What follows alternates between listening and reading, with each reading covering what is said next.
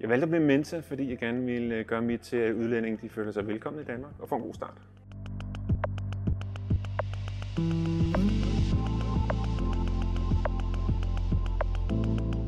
Jeg valgte at blive mentor for at møde nogle andre kulturer og for at træne mit engelske. Min mentee er pakistansk tandlæge og er kommet til Danmark, fordi hendes mand er IT-specialist. Jeg har fået en hel masse ud af at være mentor i det her program.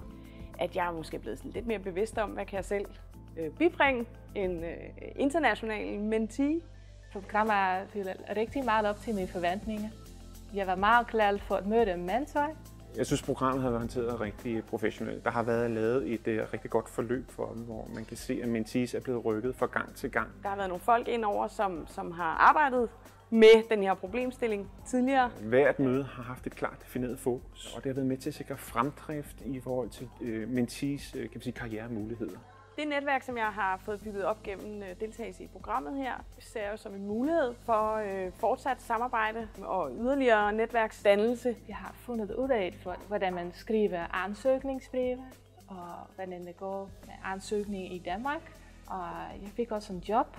Jeg arbejder som vikar med udviklingshæmmede beboere, og jeg er meget glad for job.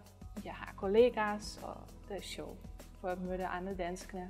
Jeg vil gerne anbefale andre at blive mentorer for at udvikle sig selv og prøve nogle sider af, som man ikke er vant til. Møde nogle andre kulturer og hjælpe andre til rette i Danmark. Jeg vil helt klart anbefale andre at blive mentorer, hvis de skal have et pift af noget internationalt. Og hvis de ønsker at gøre deres til, at folk de bliver godt modtaget i Danmark.